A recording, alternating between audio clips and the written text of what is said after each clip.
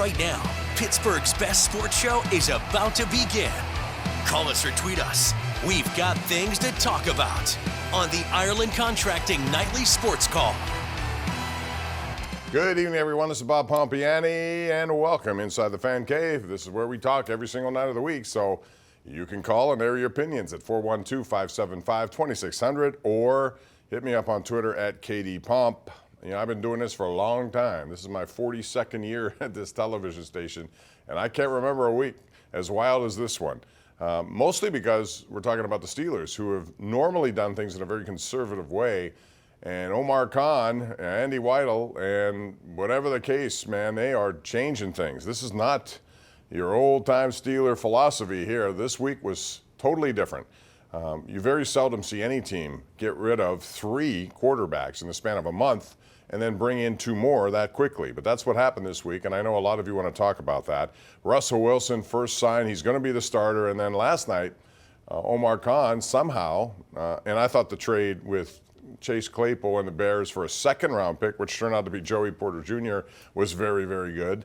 Well, he loves dealing with the Bears, and they may want to stop dealing with him because they got Justin Fields for just a 6th-round pick. And this does not mean that he can end up being their savior, a quarterback. What it does mean, you're getting a talent for a 6th-round pick, which could become a 4th-round pick, but that would require him playing over 50% of the plays. And with Russell Wilson here, that won't likely happen. But the bottom line is it's a whole different vibe in that quarterback room. So many aspects to this story, and I want to hear from you, and we'll certainly spend a lot of time talking about it tonight on the #1 Cochran Sports Showdown.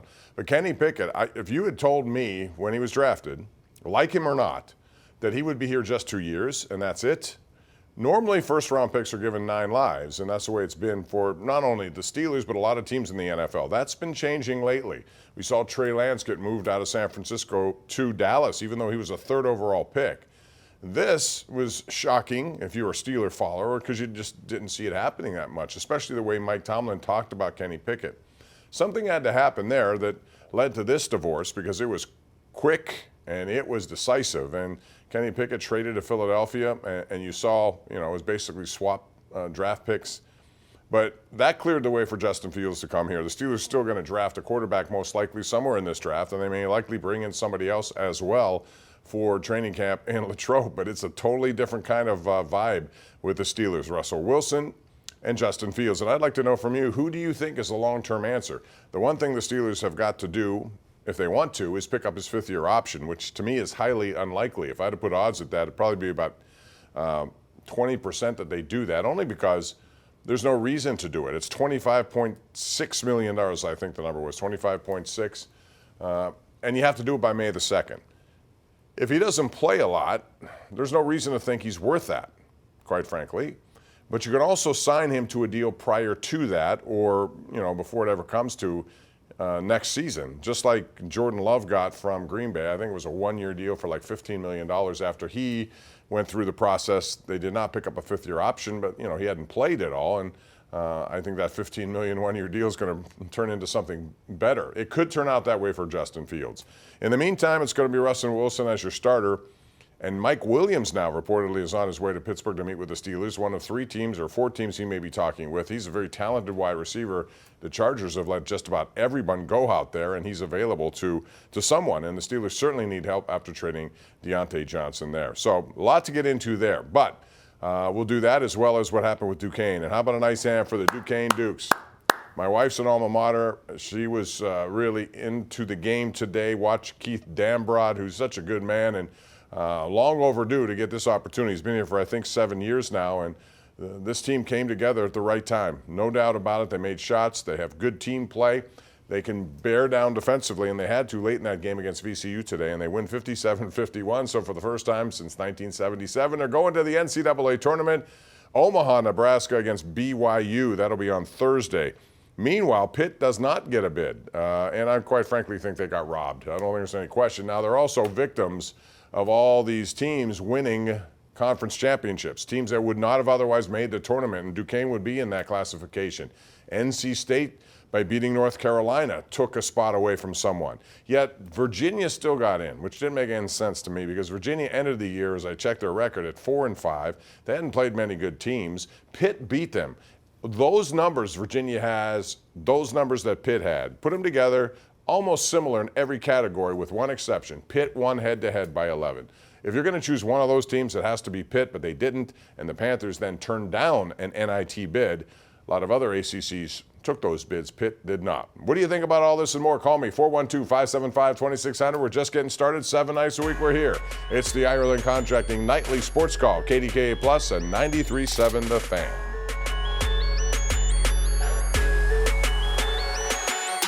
All right, welcome back. Our GMC Sierra tweet of the night comes from LeBron James, who once was a member of a team where Keith Dambrot was his head coach out in Akron. And he doesn't remember, or doesn't forget, rather, because he's always tweeting about Dambrot, and he certainly took time to do it today. Yes, sir, punch that ticket to the big dance. He's always proud of what Dambrot has done, and everyone at Duquesne should be as well. That's a program that's worked hard to get back to this level, and they put together a wonderful run. They were hot coming in this. This is 8 wins in a row, and to me, that's important as you go down the stretch, even for me versus some of the stuff that this tournament committee uses as evidence, which are non-conference games played in November.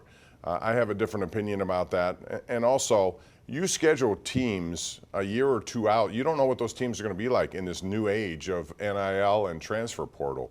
For example, I mentioned this yesterday on the radio. West Virginia, when this game was scheduled, was supposed to be a good team. And then, of course, Bob Huggins was removed. They lost players, and they were not a good team. Pitt won the game, but they actually lost ground because of it. They would have been better off playing Duquesne, and they should play Duquesne. That should be an automatic thing every single year. It would have given them a little bit more boost at this time of year. But bottom line is, Pitt should be in it, and they're not. And you're always going to have these kind of situations. I'm not so sure Michigan State should be in it.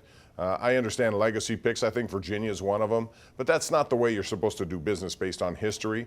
They were a 19-win team. Sorry, they shouldn't be in it. 412-575-2600 is the number. Let's go out to Bob in Sheridan. What's up, Bob? How are you? I don't understand, Bob, why they can't add those last 4 teams to the tournament. They already have 68 teams.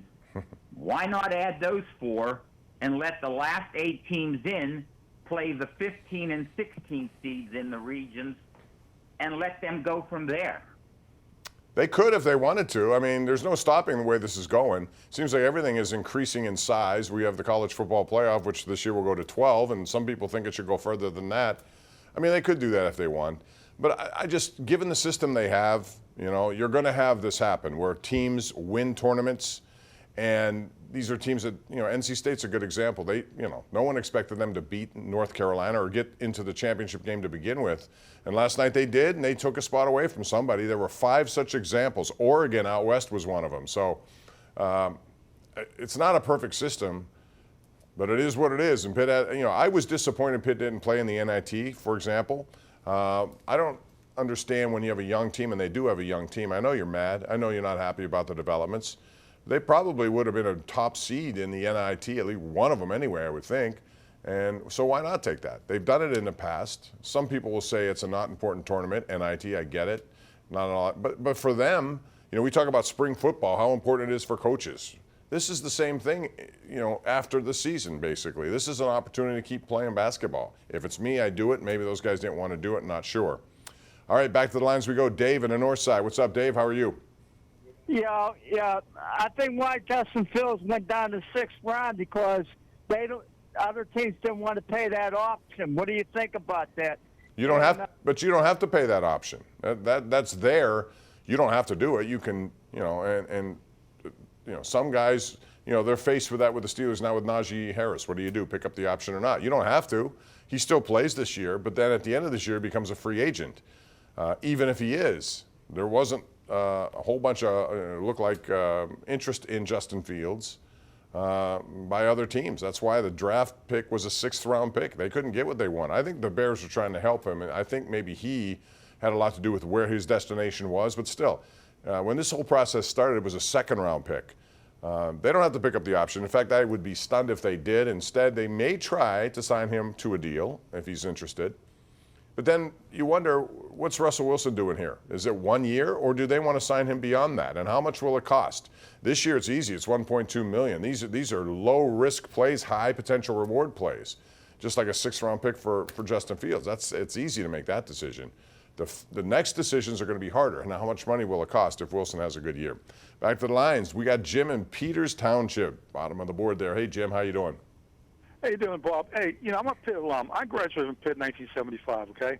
If Pitt would play Duquesne, they would crush them, okay? Let's call it. I don't know about crushing. I don't know about crushing. Well, they beat them. They would beat them. You don't know that. You think Duquesne would stay with Pitt? I think Duquesne, the way they played and have played down the stretch, they could stay with anyone. Maybe I'm wrong on that one. By the way, 11-6 matchups. Don't be surprised if Duquesne gives BYU all it can handle. 11 seeds have done well in this tournament. I could be wrong. Okay, Bob, they're under the radar for me. I'm a Pitt guy. But I'll say this.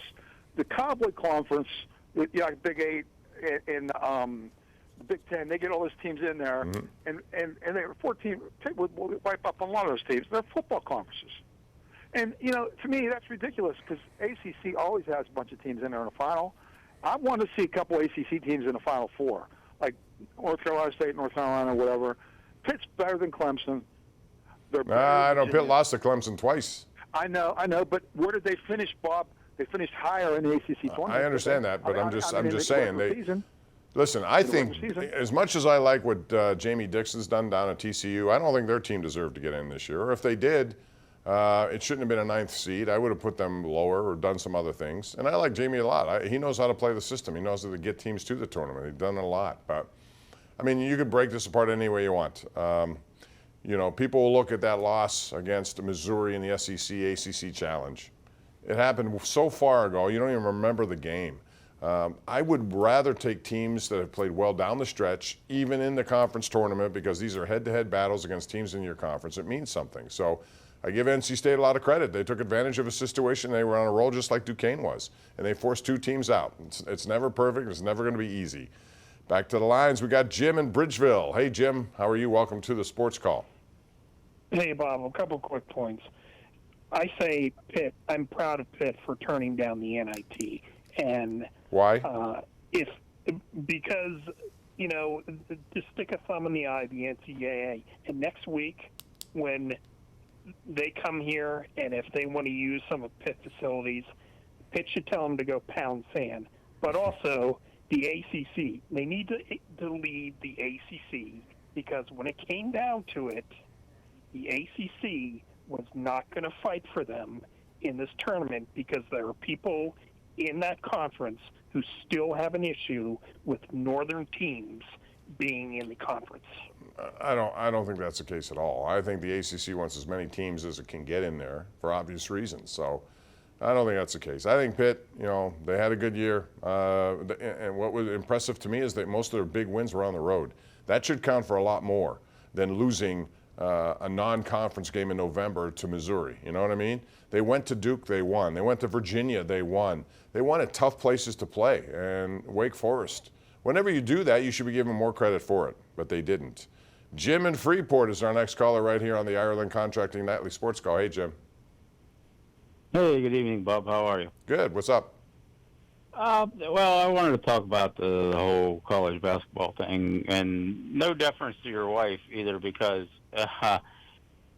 Duquesne, if you watch the whole game today, the second half, they couldn't even put the ball in the basket. It was bad, yeah. As hot as they were in the first half, they were terrible in the second. Yeah, but that has nothing to do with it. I mean, the fact that Pitt didn't get in is just ridiculous to me. They are a tournament team, and regardless of what anybody says, like you got Virginia in, Clemson in, it just doesn't make sense to me. And, it doesn't make sense to a lot of people. You're not alone. Jim Boeheim was one of those saying Pitt got robbed. Jay Billis. There were a lot of basketball aficionados who didn't like this. But, again, it is the system, and we talk about it, and there's going to be people upset. Other people are very happy. I don't think Oklahoma's a very good team as far as this tournament is concerned. I think Pitt can make a case over a lot of teams, but they're not going to get that chance. Doug in Natrona Heights. Welcome to the Sports Call. Hey, Doug. Hey, Bob. Thanks a lot for taking my call. Sure. Shout out to Duquesne basketball. Great job by the coach there, and the kids did a good job. I'm calling tonight about Pitt turning down the NIT. Very disappointed. This team hasn't been able to do anything prior to last year's NCAA bid.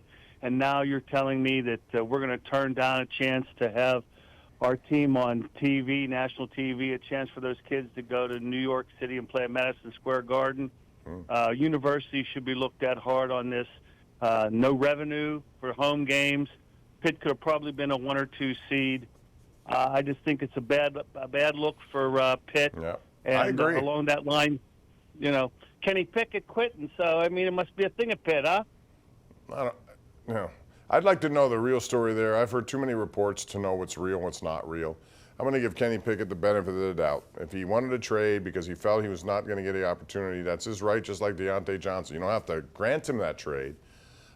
Something's clearly happened, though, for this thing to break down as fast as it did. Whatever the case may be, now he's in a worse situation, I think, playing behind Jalen Hurts. But as far as Pitt is concerned, I agree. I like it for a different reason. I like it because those kids, the young kids, they have 2 freshmen who played very well this year. Could they benefit from this? And you're right, get to New York City for an opportunity like that. I think they would love that. At least I think they would. Maybe they didn't. Maybe they didn't want to deal with it. We'll see. We got to go to a break. 412-575-2600. Dave, hang on the north side. I'll get to you next right here on the Ireland Contracting Nightly Sports Call. Dave, make it quick. Hey, how you doing, Bob? Hey, Justin Fields' deal was a good deal because he could be, the future for us. I think that could be the plan, depending on what they think of him. And, Mike Tomlin liked him coming out of the draft. So they got rid of a number 1 pick. They got a number 1 pick. And Justin Fields was the 11th. And he has a lot more experience than Kenny Pickett, plus he's 8 months younger. So there's a lot to like there. And that's going to wrap it up for us tonight. Join us tonight after the late news for the number 1 Cochran Sports Showdown. We're back here tomorrow at 10:35 talking more sports with you right here on the Ireland Contracting Nightly Sports Call. Have a great week ahead. We'll see you then.